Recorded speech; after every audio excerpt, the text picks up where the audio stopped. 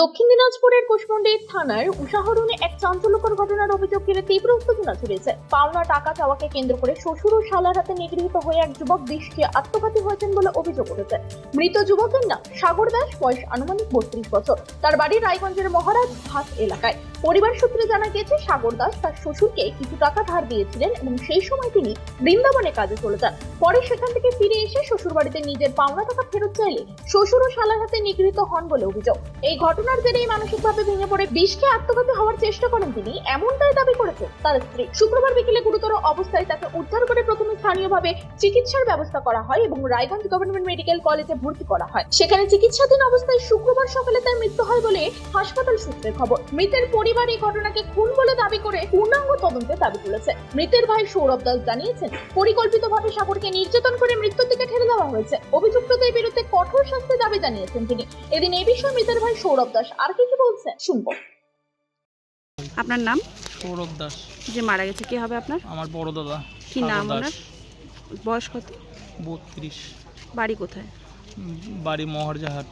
আচ্ছা, আর মারা গেছে কোথায় বললেন? মারা গেছে ওনার শ্বশুর বাড়ি, বড়দাদার শ্বশুর বাড়ি কুসুমন্ডি, উষারওয়ান। আচ্ছা, কি হয়েছিল ঘটনাটা? ঘটনাটা হয়েছে বিগত কালকে, তার আগের দিন রাতের বেলা থেকে প্রচণ্ড ক্যাচাল শ্বশুর বাড়িতে। শ্বশুরকে কিছু টাকা পয়সা ধার দিয়েছে। ও ছিল বৃন্দাবন থেকে 7 দিন আগে আসছে, বাড়িতে না আসে আগে গেছে শ্বশুর বাড়িতে গিয়ে বলেছে যে আমি যে শ্বশুরকে বলছে যে আমি যে টাকাটা ধার দিচ্ছি, আমি টাকাটা আমাকে দাও, আমি বাড়ি যাব, ভোট দিয়ে আবার এখানে চলে আসবো। শ্বশুরকে ওই টাকাটা চাওয়াতে সেদিন রাতেই শ্বশুর আর শালা মিলে ওকে ধরে মারছে, পুরো ঝগড়া করছে। পরের দিন সকালবেলা উঠে ওর শ্বশুরকে বলছে ঠিক আছে টাকা দিতে হবে না, আমি তাহলে বউকে নিয়ে বা মহারাজার বাড়িতে যাই, ভোট দিয়ে চলে আসবো। কিন্তু ওইটাও ওনার শ্বশুর আর শালা মানে নেয়নি। তারপর আবার ধরে মারছে। মারার পর কিছুক্ষণ পরে আমার যে দাদা, সে আমাকে কল করছিল, ভাই ভিডিও কলে বলছে, ভাই আমার এগুলাতে মারছে, দেখ জামাটা আমার ছেঁড়া, আমাকে এগুলাতে মারছে। আমার তুই দাঁড়া আমি আসছি।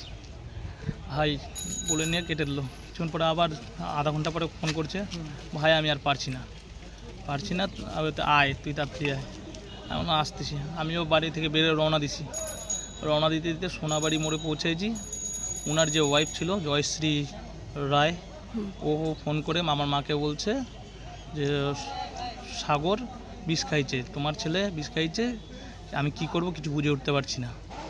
ওই তাড়াহুড়া করে কুশমন্ডি থানায় নিয়ে গেছিল, হসপিটালে নিয়ে গেছিলো। ওখান থেকে ট্রিটমেন্ট করায় নিয়ে ওখান থেকে কুশমন্ডি হসপিটাল থেকে রেফার করছে গঙ্গারামপুর হসপিটালে। ওখান থেকে গঙ্গারামপুর না নিয়ে গিয়ে ওনারা রায়গঞ্জে নিয়ে এসেছে। রায়গঞ্জে নিয়ে এসে এখানে অ্যাডমিট করেছে, এখানেও ট্রিটমেন্ট করানো হয়েছে। ওনার ওয়াইফ ছিল, উনি সব কিছু করেছেন। করার পর ভোর 5:10 আমার দাদা আর নাই। ওই দাদা মারা যাওয়ার সাথে সাথেই 2 মিনিটের মধ্যে ওই যে বৌদি ছিল আমার জয়শ্রী রায়, 2 মিনিটের মধ্যে হসপিটাল ছেড়ে উধাও হয়ে গেছে, পালিয়ে গেছে বডি ছেড়ে দিয়ে। আর আপনার দাদার শ্বশুর এবং শালার কি নাম? আসেনি, আমি নাম জানি না। নাম জানেন না, শ্বশুরের নামটা হবে কানাই রয়। আচ্ছা, কানাই রায়। থানায় অভিযোগ করবেন? হ্যাঁ, থানায় অভিযোগ করব। কি চাইছেন এখন? এর সঠিক বিচার যাচ্ছে। খুন করা হয়েছে? হ্যাঁ, এটা খুন করা হয়েছে। দাদা ফোন মারফত জানিয়েছিল আপনাকে যে মেরে? দাদা বলছে যে আয় তুই আয়, বাঁচা। তবে পুলিশ ইতিমধ্যেই ঘটনার তদন্ত শুরু করেছে এবং সমস্ত অভিযোগ খতিয়ে দেখা হচ্ছে বলে জানা গিয়েছে। মৃতদেহ ময়না তদন্তের জন্য রায়গঞ্জ গভর্নমেন্ট মেডিকেলের মর্গে পাঠানো হয়েছে। উত্তর দিনাজপুরের রায়গঞ্জ থেকে নিজস্ব প্রতিনিধি রিপোর্ট, টাইমস 14 বাংলা।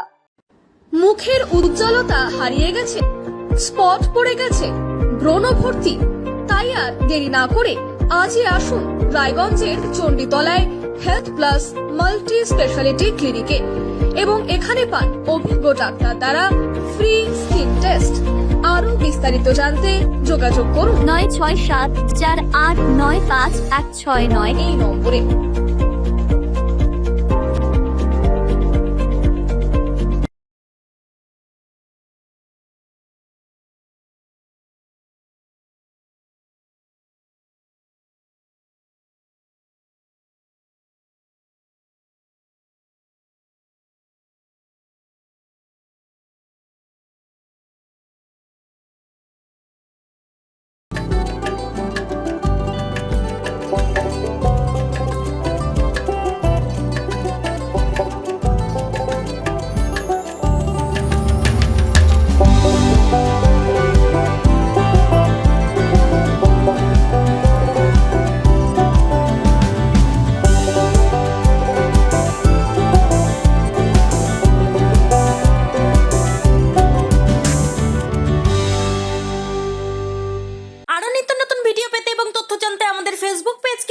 ফলো করে রাখুন, সেই সঙ্গে টাইমস 14 বাংলার ইউটিউব চ্যানেলকে সাবস্ক্রাইব করতে ভুলবেন না।